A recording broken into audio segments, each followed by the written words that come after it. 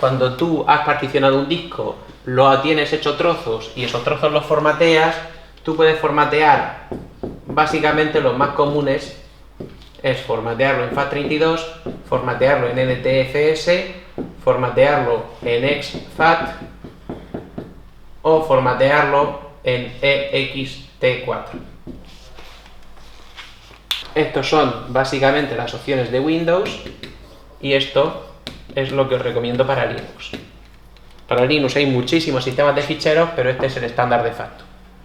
Luego siempre os podéis meter en un foro de fans del ZFS y os dará 1000 razones por las que el ZFS es mejor, que no lo dudo, pero este es más fácil. En Linux, básicamente, ext4 o el que diga por defecto el sistema operativo que estemos usando en ese Linux en concreto.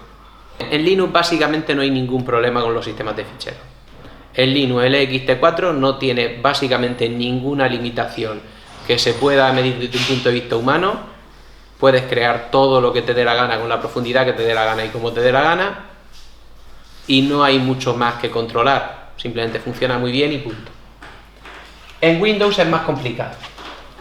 Cuando tú instalas un Windows hoy en día, por defecto, te lo pone en NTFS. ¿Os acordáis que los Windows actuales vienen de los Windows NT? Se llamaban New Technologies, pues el sistema de ficheros que llevaban los Windows New Technologies era el New Technologies File System, sistema de ficheros de las nuevas tecnologías. Lo que pasa es que el NTFS, Microsoft lo sacó registrado. Tú no puedes hacer nada compatible con NTFS si Microsoft no te da una autorización por escrito, que normalmente es una autorización por escrito y pagando.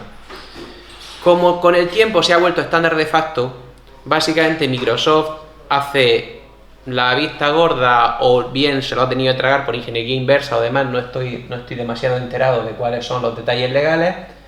Básicamente lo que pasa a día de hoy es que cualquier Linux o cualquier cosa básicamente es compatible con NTFS y no necesariamente le han pagado royalties a Microsoft, porque hay drivers que se hacen imitando el funcionamiento de NTFS y al final hacen que sea compatible con NTFS. Como os digo, es estándar de facto, pero todavía encontraréis con bastante normalidad cosas que no sean compatibles con NTFS. De hecho, es perfectamente normal que si una tarjeta, una micro SD, para ponerle un teléfono, la formatea en NTFS, el teléfono te diga que tú que te has creído, que no entiende eso. La alternativa debería ser exFAT. exFAT es un sistema de ficheros bastante más sencillo que NTFS, que no depende de NTFS, está hecho por una cosa que se llaman árboles balanceados y demás, que no nos vamos a meter en esos detalles. exFAT es muchísimo más sencillo y sería mucho más fácil implementarlo, y tampoco tiene ninguna limitación práctica, ninguna limitación realista. El problema que tiene exFAT, por lo que no está más implementado, es porque Microsoft también lo tiene registrado. También tienes que pagarle a Microsoft para sacar algo compatible con exFAT. Entonces se da una situación bastante extraña, que es que aun a pesar de que es un sistema de ficheros más sencillo que NTFS y que debería llevarse mejor con sistemas de pocos recursos y demás, pues es más difícil encontrar dispositivos compatibles con exFAT que con NTFS.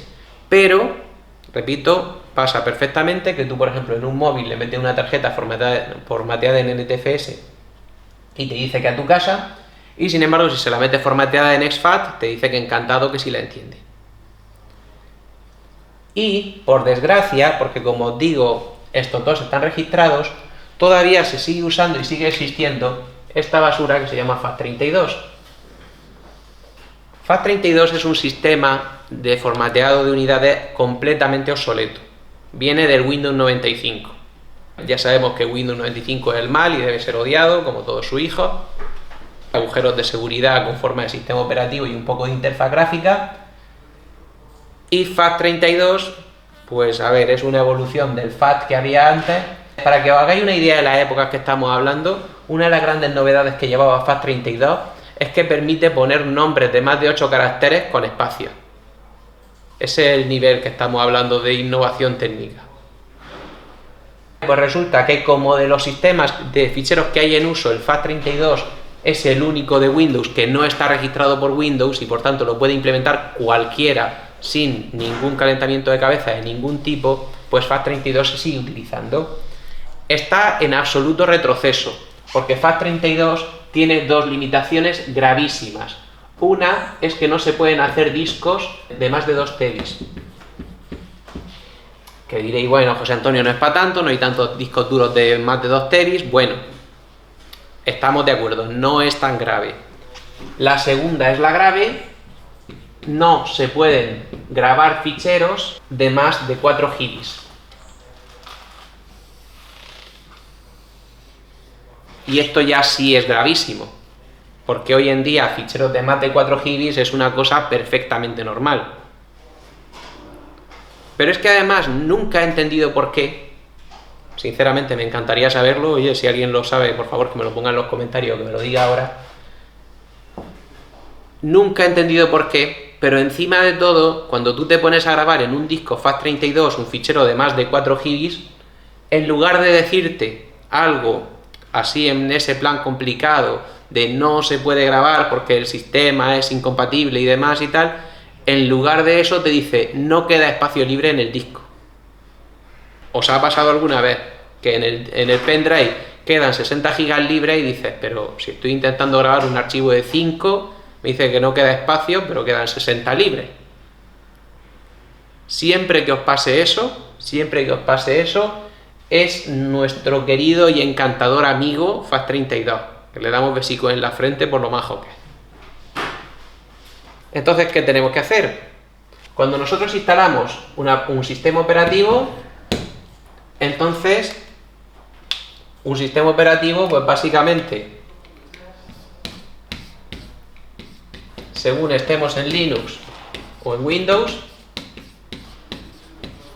si estamos en Linux, lo que os diga por defecto, normalmente XT4, repito, hay sistemas mejores, pero XT4 es una maravilla y no da por saco ninguno. XT4 es el bien, y en Windows NTFS, que tampoco os va a dar ningún problema ni nada. Si tenemos una partición en un disco que queremos compartir entre Windows y Linux, esa partición nos conviene también ponerla en NTFS, porque cualquier Linux moderno no tiene ningún problema para entender una partición NTFS, pero sin embargo, los Windows, a ver, tú puedes hacer que un Windows entienda una XT4, pero es bastante más complicado que un Linux entienda una NTFS. Un pendrive, básicamente, podéis ponerlo en NTFS o ponerlo en exFAT. La ventaja que tiene en exFAT es que en general va a funcionar algo más rápido, porque NTFS se lleva mejor con archivos pequeños y con estructuras de directorios complejas, y exFAT va a funcionar más rápido con cosas más sencillas, sobre todo en pendrive lentos. El problema que tiene exFAT es que va a ser más difícil que sea compatible, por ejemplo, con determinadas distribuciones de Linux, pero vamos, instalar un paquete tampoco es nada especialmente grave. Y luego, si tienes una tarjeta SD para un móvil o una consola o similar, pues en general suele ser buena idea ponerla en exFAT, y solo en el caso de que no haya más remedio ponerla en FAT32, si no es compatible con ninguna otra cosa. Un disco duro que lo queráis enchufar a una tele para reproducir películas, pues por ejemplo, depende de cómo de vieja sea la tele. Una tele vieja tiene que ser en FAT32, una tele moderna en NTFS y se lo traga sin problemas. Resumiendo, que hay chorrocientos estándares y hay una serie de casos especiales. Repito, en Linux es muy sencillo, en Windows es más complicado.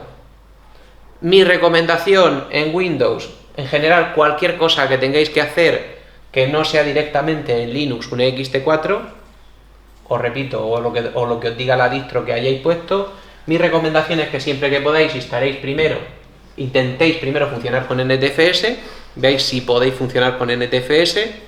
Si no podéis funcionar con NTFS o funciona más lento, podéis probar con exFAT, tampoco es que vayáis a ganar nada el otro jueves, pero a veces sí se gana compatibilidad.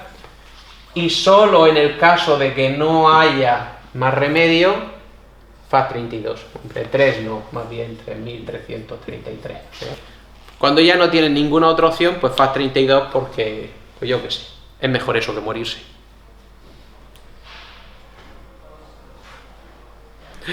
Venga.